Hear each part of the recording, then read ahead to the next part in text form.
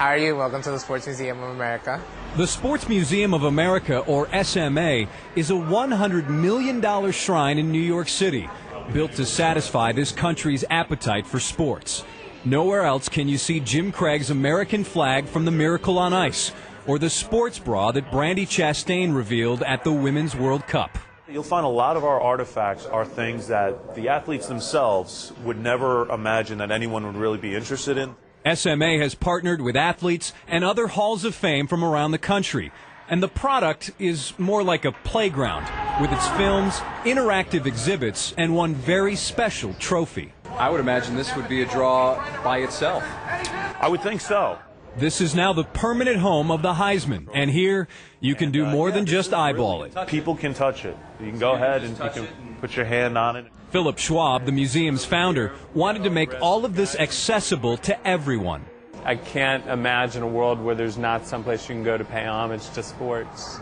John Lavenda agrees, but he's hoping it's in Harrisburg, the future site of the National Sports Hall of Fame. I think this will be a destination for people who are interested in halls of fame and museums, and we'll come here specifically for that rather than as an afterthought of, well, we're in New York, what else can we see? Lavenda says the National Sports Hall of Fame may draw 80,000 visitors a year, compared to 800,000 at the SMA in New York. Still, projections aren't always reliable. The University of Kentucky Basketball Museum hoped to have more than 100,000 each year when it opened in 1999. Instead, it drew only 25,000 per, and now it's closed. So, which spot, Harrisburg or New York, will be the place to celebrate, see, and experience the best sports has to offer? We may have two cities competing for one title.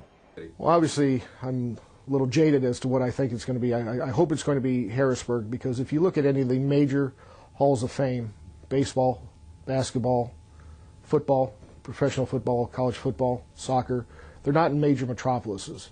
Our positioning across the street from the Statue of Liberty, Ferry, it puts us in a pretty special, iconic place. And I do think, especially with the 60 partnerships and all those museums, halls of fame, and governing bodies endorsing us, is that we will remain, I think, the centerpiece.